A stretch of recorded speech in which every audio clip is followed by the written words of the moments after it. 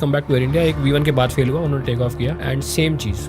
कुछ हुआ होगा एयरक्राफ्ट में, उनका ध्यान लैंडिंग गियर से हटा और उसने, और बोइंग में सिस्टम है कि आप इंजन सिक्योर करते हो, और भाई एयरबस में तो है it is not a memory item, आप किताब खोलते हो या आप तो आईपैड सब कुछ आता है और आपकी स्क्रीन में पूरा आता है, the aircraft tells you what to do, it's that smart and when you do it it knows what you have done, it will remove that from the, ठीक, है ना, गॉट इट, हाँ, टक टक टक हाँ, टक, right. It's very easy. Boeing में कहता है ये मेमोरी आइटम है, याद रखो।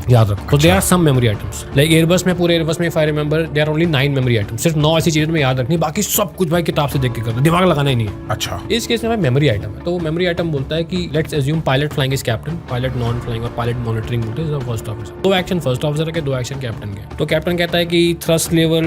उसको ऑफ कर देगा, क्योंकि थ्रस्ट लेवल उनकी ऑटोमेटिक मूव होती है, उसको off, and then put thrust levels to idle. Thrust lever का control always pilot flying has, और in case of emergency pilot has, तो इमरजेंसी हो गई, this guy put thrust lever to idle. Pilot non flying और pilot monitoring, उसका काम होता है fuel shut off valve cut,